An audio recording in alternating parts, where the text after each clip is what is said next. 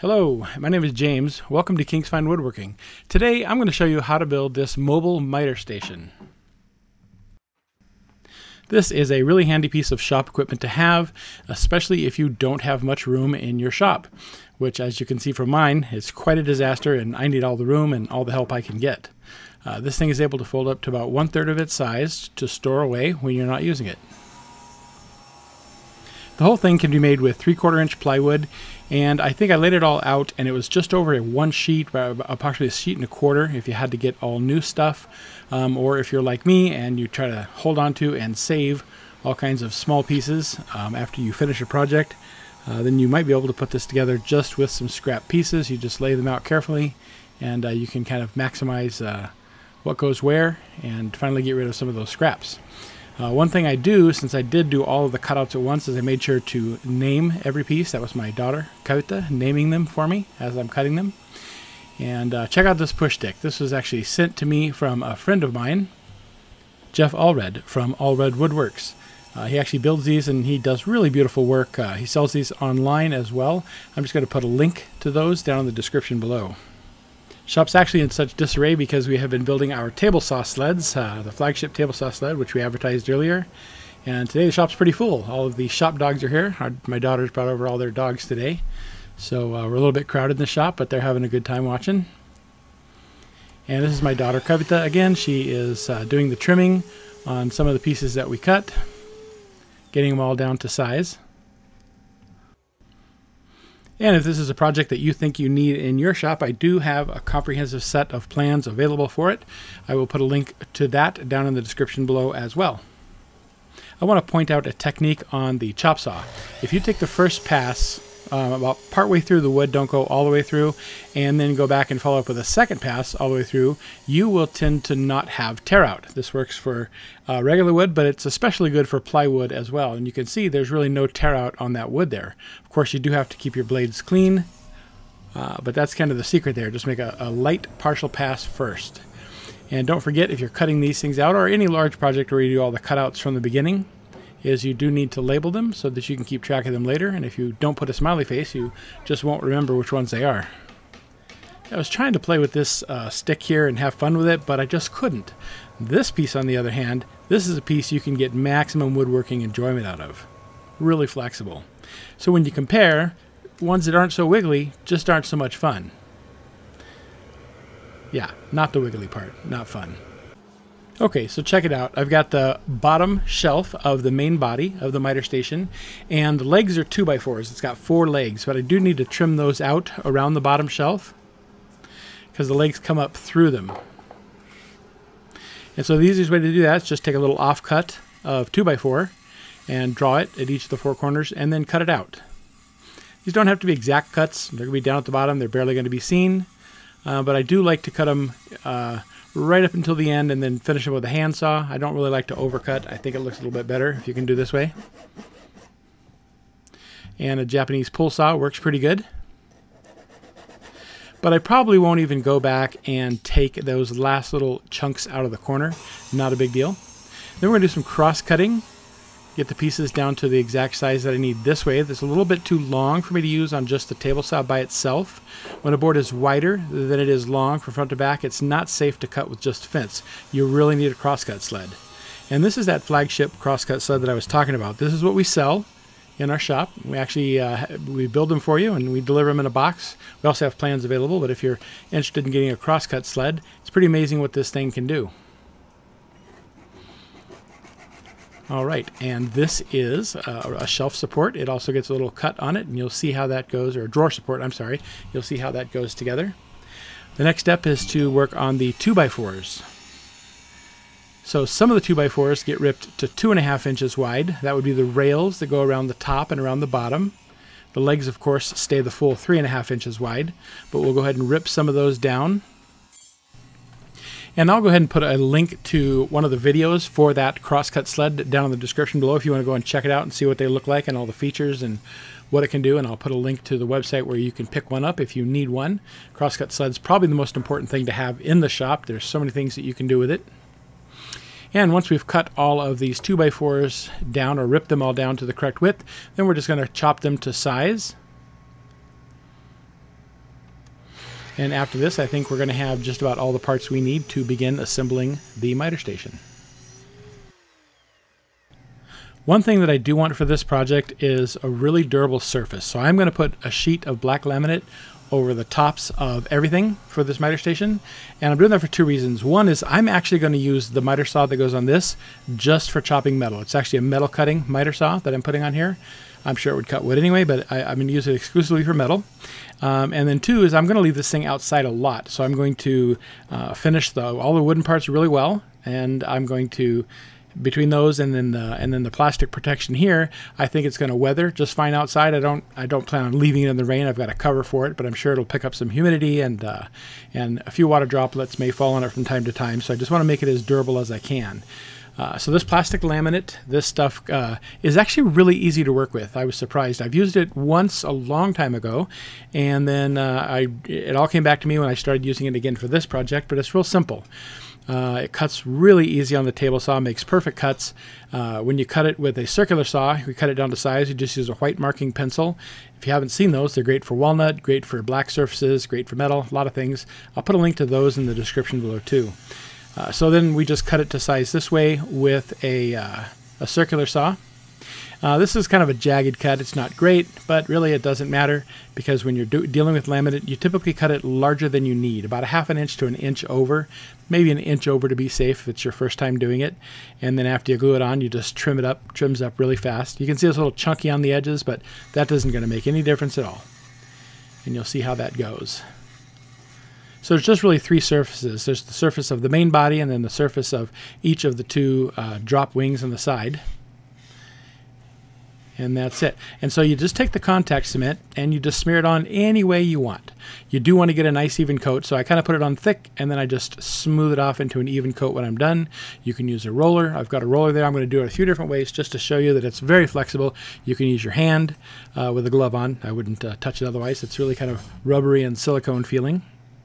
But it's pretty remarkable how it works. You put this stuff on both the piece of laminate. Oh, this is the fence, by the way. So it is on the surfaces and on the front of the fence. But you put it on both surfaces and then you let them dry. And then after they dry, you go back and you just stick them together, and it sticks permanently and forever. It's fantastic. And I'll have a link to the laminate. You can actually pick the laminate up. It's a 4-foot by 8-foot sheet of laminate. They kind of coil it into a roll, and I think you can get it shipped for free on Amazon. And then the contact cement, almost any type of laminate contact cement works. They all work exactly the same. They all have the same chemical composition. So that's easy to do. And here I am using a roller. You can see really that's just as easy as well. You just want a nice even coat. The roller is going to be trash after this, so just make sure you get one of the cheap disposable roller covers. And I usually just go set this outside or set it in the sun or whatever and let it dry. Doesn't take long, maybe about 30 to 60 minutes, somewhere in that range. Just so that it's dry to the touch. It shouldn't be sticky anymore. The piece of plywood that just went down has dried contact cement on it, and so does this laminate on the other side there. It's got dried contact cement on it. And you see I put some sticks in between the plywood and the laminate in order for me to get the laminate situated directly above the plywood. So it's overhanging all the edges roughly equally. We'll pull a stick out of the middle and then kind of roll the middle down. It's a pressure sensitive adhesive, so applying a little bit of pressure and putting this down helps it to stick really firmly. And then I'll gradually pull the sticks out while my daughter rolls it down. We want to put the sticks there because if you just tried to hold it and set it in place, you may get bubbles in it, or worse yet, you might set it down off center and have it not cover the whole surface. And if it sticks just a little bit, it's there for good. You're not going to be able to peel it up again. You probably have to cut a new piece of plywood and a new piece of laminate and start over. So it's best to kind of prop something up between the two surfaces that you're about to put together.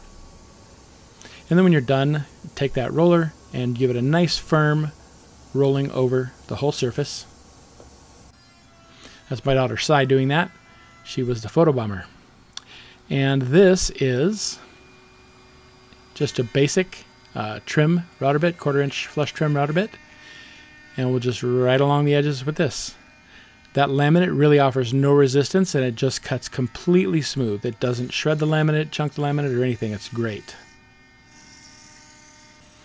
Just takes a second to cut it off all the way around, and it looks really good. We'll kind of sand up those edges a little bit, make them nice and smooth. They're a little bit rough from being cut on the table saw and whatnot.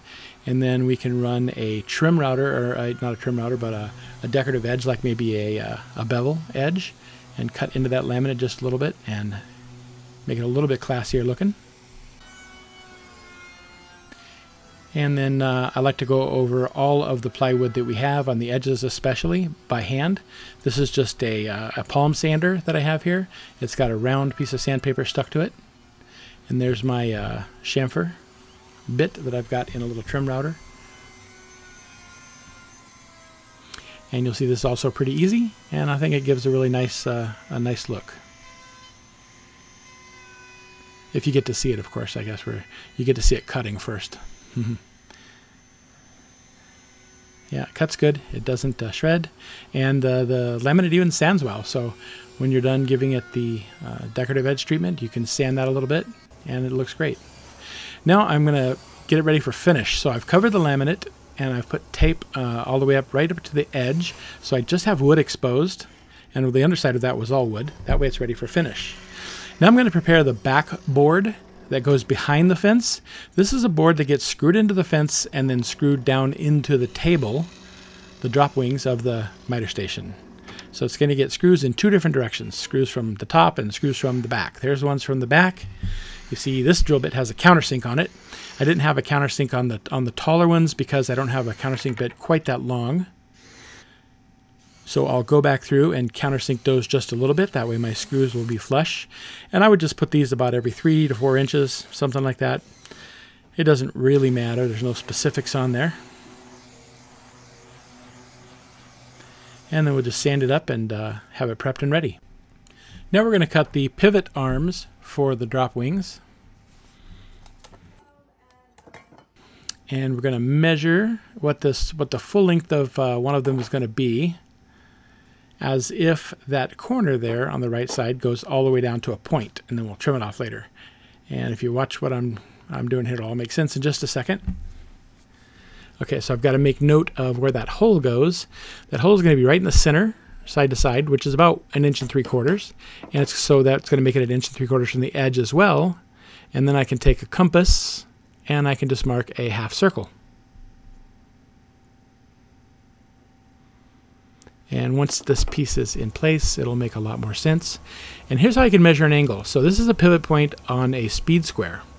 So if I put something there at the pivot point, keeping the exact corner of that pivot on the line edge there, I will tilt this up, paying attention to the numbers on the far left side of the speed square. And I've got down to about 55.5 to the wood. And then I'll draw a line at the top. If you have a digital angle finder, you can skip the speed square altogether. Now the speed square measures down from that top vertical line, so that's 55.5, whereas the digital angle finder measures degrees up from the horizontal. So that would be 34.5. And it does check out 34.3. That's pretty good. The two together, 34.5 and 55.5, make 90, which is what the right angle is.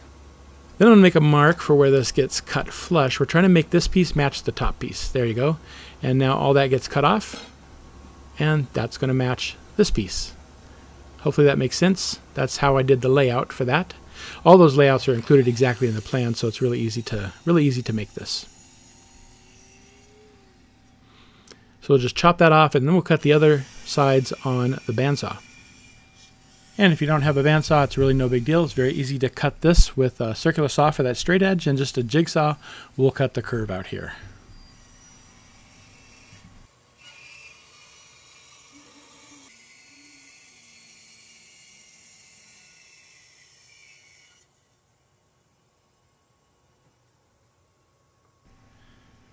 All right, now we're going to go back to that center point of the hole there that we marked to draw with a compass line, and a hole goes right there because that is the swinging pivot point for this pivot arm. We're going to send a bolt through there and a bolt through the table of the drop wing, and let's see, those do match up. That's good. We actually need 4 of these, a pair for the left side and a pair for the right side. And we'll take a moment to sand everything down. And there are all the pieces that you need to make this mobile miter station with, and I have the laminate protected with tape, so it's ready to go outside and have a finish. Dogs seem happy, They're going to probably get a break outside as well. All right, so we've carried this all out to the driveway, and my daughter Sai is going to put a finish down on everything. We're using a water-based polyurethane finish. It dries really, really quickly and gives a nice watertight finish. We've set some cardboard and some hardboard down so we don't overspray on the driveway, and that cooler is actually going out into the trash this week, so it just provided a nice stand for us. And we're going to do 3 coats on all the flat surfaces and 4 coats on all the edges, so this lasts a long time out in the weather. Alright, once that is all done, we're going to carry it back inside. We'll let it dry outside in the sun and carry it back inside after all the coats are done. Took I think a full gallon of finish because we put way too much on. We had a little bit of overspray there too, as you probably saw. And we're going to go ahead and begin the assembly. The bulk of this is going to be assembled with pocket screws.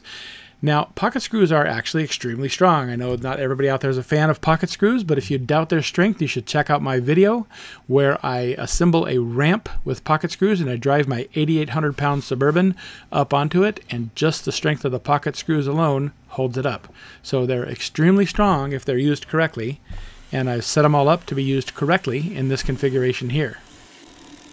I'm using a Kreg pocket hole jig, and it really doesn't make a difference whose pocket hole jig you have. Kreg's, I like them just because they're easy to use, and they make a variety of them from really cheap to really expensive, and they all do pocket screws exactly the same. It's just kind of the ease of use, but there's no strength difference. One doesn't put them in better, like in a better quality than any of the others. So once we have the pocket screws in, I like to go through and kind of level and square everything, and then we're going to clamp that joint down really tight. I've used a parallel clamp here to kind of hold that secure. If you don't clamp it securely before you screw it, the joint can tend to shift. And I've got the joint square to the surface of my assembly table here. And so that's why I've clamped it tight and I'm screwing it in so it ends up square when we're all done. That's what's important. So we're kind of got the 2 ends put together, and then we're going to attach those to the sides. Now, I'm only putting pocket screws where they're needed. I wouldn't put them on the inside of this one, for example, because I can just send a long screw through the outside. I don't mind seeing some screws from time to time, and here they're not an issue at all because I'm covering this with plywood. But I would still opt to see the screws and go through the outside because that is a bit stronger. Here's the shelf piece where we cut those notches out of. It's going to go down on top there. And the rails that are going all the way around this bottom part here are the 2.5-inch rails. This would be the same as the rails that go around the top of the miter station body. And we'll put these in with 1 5/8 screws. And here are the rails we're starting to put in for the top. Because there's no real way to screw in from the outside of these. Those do need to be pocket screws. But we're going to do the same thing here. We're going to use a clamp, a parallel clamp, and just snug that down really tight. And that way it's rock solid. And there'll be no movement as the screws go in. So it will stay even and stay square and stay flush to the edges like we need. And then we can start to apply the plywood.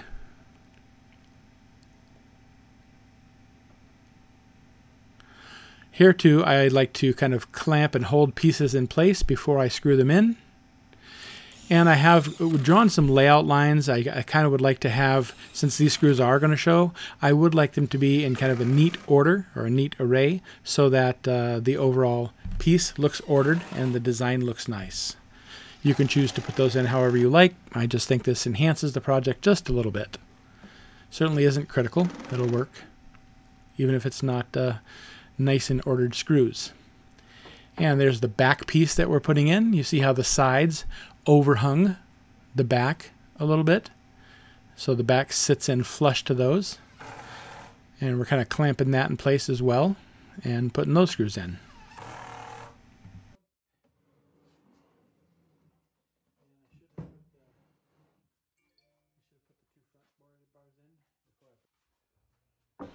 Alright, so now we're going to put in the back rail. It goes flush with the top, flush with the 2 sides. We're going to clamp that in place and then screw that in just the same. We'll send long screws in through the outside. These are going to be 3-inch deck screws. I like deck screws. They're kind of a ceramic coated screw that never rusts, doesn't corrode at all. They last forever, they look nice forever, and they're really, really strong. It's almost impossible to snap or break one of these screws. And then through the back plywood panel piece, we're going to put some screws as well. These are just going to be 1 5/8" screws. So for this project, you really kind of need some 3-inch, some 2.5-inch, and then some 1 5/8". That's kind of the main thing. I'll put links to, if you get the plans or whatever, or even if you don't, I have links to all the materials that I used in the description down below. And if you get the plans, of course, there are links in there also.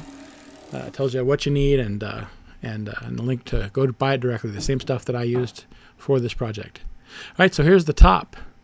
It's going to go right there. But what I'm going to do is I'm going to put this face down and then screw it in this way. Once we get it all nice and lined up. The top, notice that it doesn't really overhang anywhere, and that's for a very specific reason. And I also cut this 2.5 inches for a very specific reason, and that's because I can get a 3-inch deck screw, if I keep it flush, to go in, and it'll go a half or just maybe a teeny bit over a 1/2 inch down into that bottom piece of ply, and it will not poke out through the laminate. And it'll be very strong. But I don't want the top plywood to hang out or overhang in any given direction, because the two side wings that kind of go up and down rely on that being flush to the edge of the surface there. And we'll just go through and install the top by screwing down through these rails all the way around. Again, I do like to clamp these down. You could use glue and put this together as well as screws if you wanted to. I think the screws are going to have so much strength and it's just not necessary to put glue, but certainly wouldn't hurt. Sometimes I don't for shop furniture projects, because in the future I may like to take them apart. And here's 4 little blocks I put that allows me to put these plate casters on and have them mount securely everywhere. They're about 4 inches long, just some scrap 2x4s. So I'll mark those. And I'm just going to use a deck screw here. So I'm going to kind of eyeball and drill a hole right in the middle. This hole is a little bit smaller than the shank part of the deck screw. So the deck screw threads will get a really good bite going down in there. You could use a bigger screw if you want, but like I said, these number 9 deck screws, they really have a lot of shearing strength. And I'm putting big full-length screws in here, so it's going to be rock solid. And I put a washer. That way they grab a hold of the plate part of the plate caster really well, so there's no chance that the head of the screw could slip down inside of the hole. And another thing that I recommend is when you do a piece of shop furniture like this is you get casters that are very overrated in terms of strength.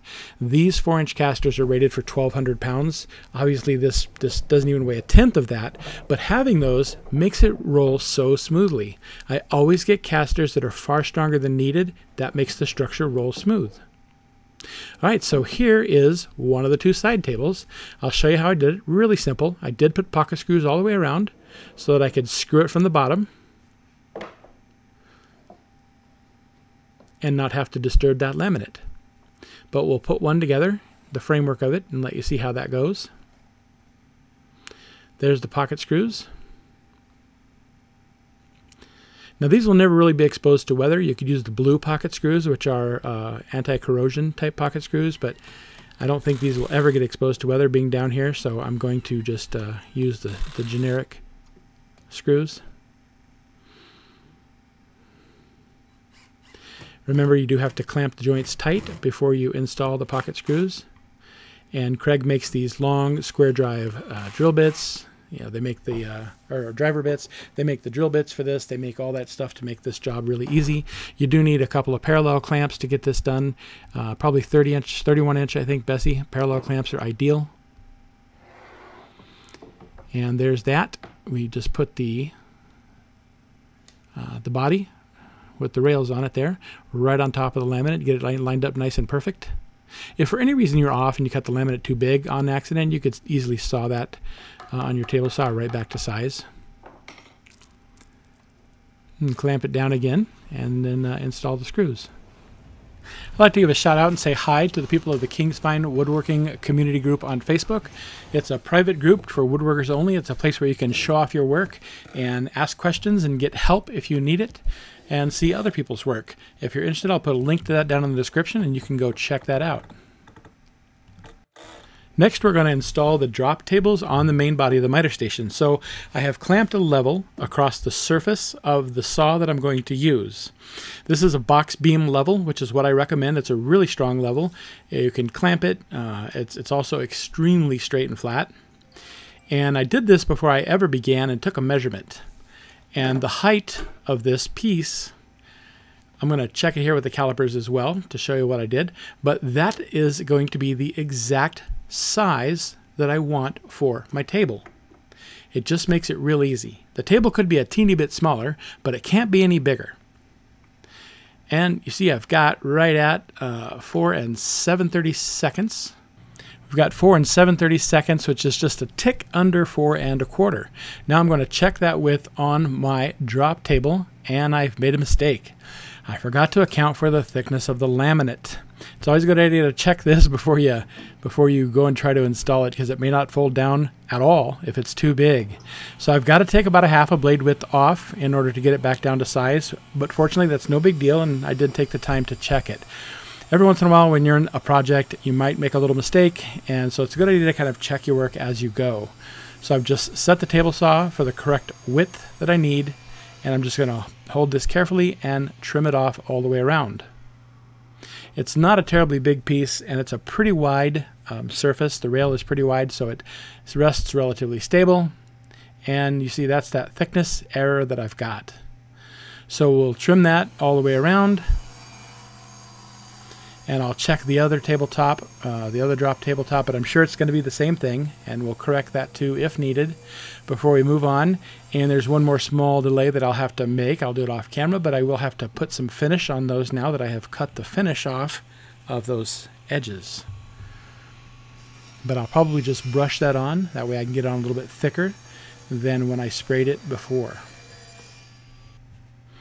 Okay, so I have some stainless steel piano hinges. They're also called continuous hinges. They're 3 inches wide, and they're about 18 inches long. So it's not the full width of the top here, but a little bit smaller than the width of the top. And that's how they're going to go. And this is a VIX bit. It's a self-centering bit. You can see there it pushes down through that when I push it out. And we're going to hold it up firmly to this corner, and we're going to drill these. And then we're going to put a screw in. Now these came with screws which are really weak and flimsy. So I put these deck screws in, but they're not really sitting flush. It doesn't cause a problem, but they're ugly. When I'm done with the project, I'm going to go back through. I couldn't find my metal countersink, but I'm going to go back through and I'll pull these out. I'll countersink those down just a little bit into the, I've got to drill some countersinks into that stainless. And then these things will sit flush when I'm all done. But that's what that looks like, and now the drop table is going to mount right there. But it's got to come up to this surface, so I've clamped something at the right height. That board goes all the way across the top of the saw, and I've clamped it at the right height. And I'm also making a little mark right here. That mark is just so that when I go to screw it in, I can make sure that I keep the top of the hinge in the right spot. This is a double square. A few places make these. It's basically just a square on both sides. There's 2 different sizes. These things are so handy for layout. They're not very much money. If you don't have a set of double squares in your shop, it's something you should consider if you do much layout. They really make life easy. I just moved it over to where it fit that. I didn't really even have to measure. And then I can mark it in a few spots and then trace a line. Now when I set this back in place to put the the hinge on this side, I can just make sure the hinge line's right up to here, so I don't push it too far in and I don't have it too far out.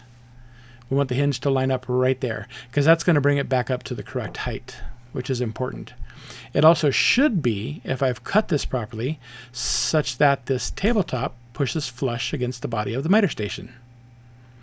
If your tabletop were smaller than the height of the saw off the station, it would have to pull out a little bit, but I don't know if that makes sense. But all right, I can see that the pencil is lining up great, and so I'm going to pre-drill one hole there with the VIX bit and put in a screw just to kind of get it secure, and we'll kind of do one at each end and then we'll fill them all up.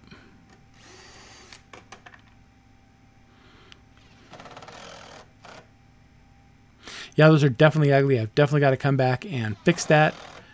Hopefully I fix that before the video ends, because that's pretty crazy to look at. All right, there we go. Well, let's check it here. All right, so now, and I can see it's perfect. It slides back and forth nicely. So we've got the height right. All right, now we're going to put together this drop arm, this pivot arm assembly is what I'm calling it. And it's got a frame at the bottom. And then a bolt at the top is what it's going to pivot on. It'll make a lot more sense once it gets done and I get it kind of put in place. So we're building one of these for each side of the table. Each drop wing there gets one. There it is. And here's how it goes. When you put that in place with those bolts, this is what rides down to there and holds that table in the right altitude. So it's just a 1/4 inch hex head bolt that I send all the way through. We've got a washer so it kind of spins freely on both sides. And I'm going to lock it together with this. This is like a double nut locking system. You just hold one tight. The nuts are actually loose. It's not compressing against the wood, otherwise it won't spin. Hold one tight, tighten the other one against it. Now those nuts are not compressed against the wood. They're locked together and they can't come off. So now I've got to set this at the right height to put the brace in. And that's how it's going to fold down flat. So to do that, I put the level back in place. And we're going to clamp this to the level. That's why a box beam level is good, because they're so strong. And that's going to be the perfect position to hold this.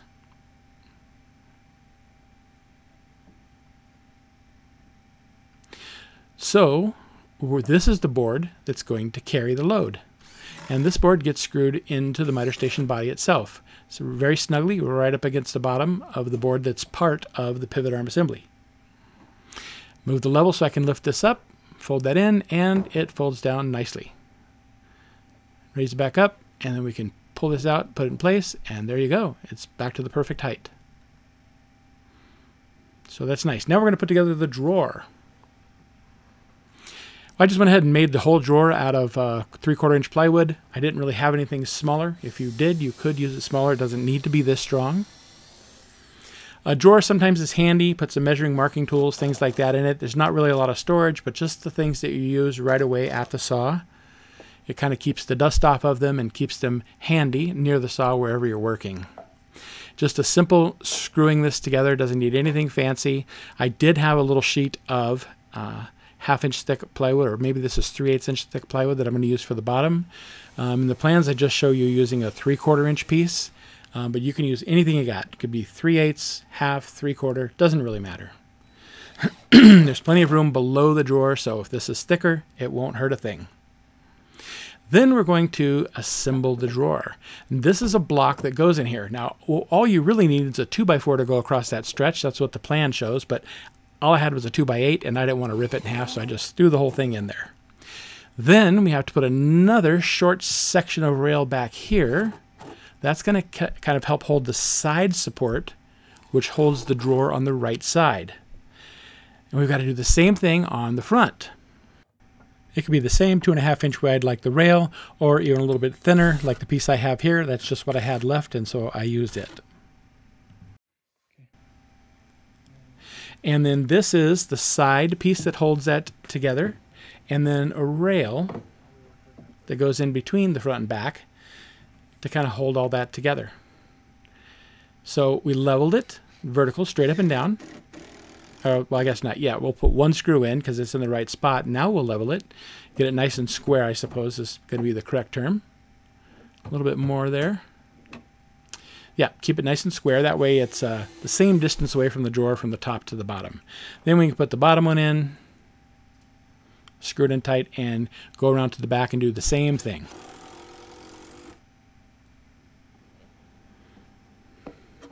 All right, now this piece here is just a little spacer block that I'm putting in temporarily to allow me to get the right height for the drawer slide. The drawer slide, honestly, for a drawer like this can go at any position in the drawer, but ideally you want the one on the left side of the drawer and the right side of the drawer to be at the same height to each other. So I've just chosen this arbitrarily a couple of inches down from there, which puts this somewhere in the middle of the body of the drawer, somewhere between the middle and the bottom of it. Doesn't matter. And I've got a line there on the very front telling me where to stop it. I'm stopping it an inch back from the front. And we're holding it up snug to that wood, and we're just going to put in some screws. I'm not going to pre-drill these. You could, but this is soft wood I'm going into, so it's not going to split. These are really short screws. They're made for this. I think they're number 6 by 5/8 inch screws, so they're pretty small. But they hold quite a bit of weight. 3 of these screws will easily, on each side, will easily hold a 100 to 150 pound drawer. So there it is. We got those in. There's the drawer slide. This is a soft close drawer slide. I've got links in the description that show where to get these. You can get them for pretty cheap on Amazon. All right, I'm going to use the same spacer board for the right side. That's what I was talking about. That way it gets the drawer slide down to the same height on the left as it is to the right. And that's what that piece of wood that we had to put on the right there was. It's going to carry the drawer on the right. All right, once that's done, I did put the drawer front already on, the little decorative piece, although it's just plywood. And I've got some spacer blocks here to allow my drawer to be down a little bit from the top. I don't want it to go flush to the top. We got to pull the drawer slide out a little bit so that we can have access to it, because we've got to screw that into the drawer, and you'll see how we kind of put drawers together here. There we go. And then we'll keep that up snug to the top, and we can pull it out a little bit while we're holding it up snug. And my daughter Sai can put the first screw in. We'll just pull the edge of that drawer slide all the way out so that it's flush with the front of the drawer, or in this case to the back of the drawer front. That drawer front is an extra piece that we put on the front, a little decorative piece. And then I'll do the same thing on this side while she holds it. I'll pull this out to the front, and I'll put in a screw. You can use any of those slots. Putting it in a horizontal slot allows it to kind of be knocked forward and backward a little bit. If you know it's dead perfect, you can put it in the round hole. But I kind of like putting it in those slots. It gives me a little bit of opportunity to move it around if need be. I can loosen it a bit, tap the drawer a little bit. And she's going to get the second one on her side. And now we got to pull the drawer out to access the last one, because we can't quite reach in there. But no big deal. You just lift these clips up. All drawer slides work the same way.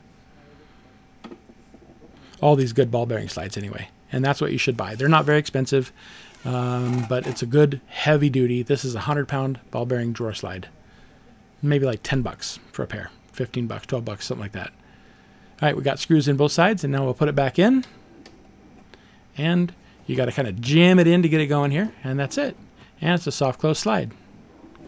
So it's pretty simple, really easy to install a drawer, just like that. I drilled some holes to put some screws through there. And we're going to mount a drawer pull in the front.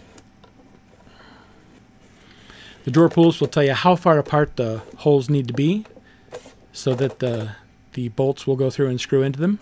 And they usually come with bolts. When you buy a drawer pull, it comes with 2 bolts. You can make one out of wood or just put one in there, however you like to do it.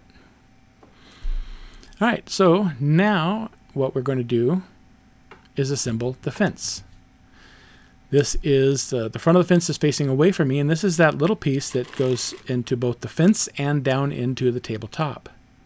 I want you to notice the clamp is holding a square to the front fence and keeping it square to the table. That way the front fence is straight up and down as I put the back thing in, the back piece in.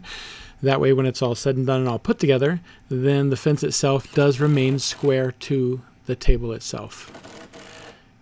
And I took the clamp off in order to put the last few in.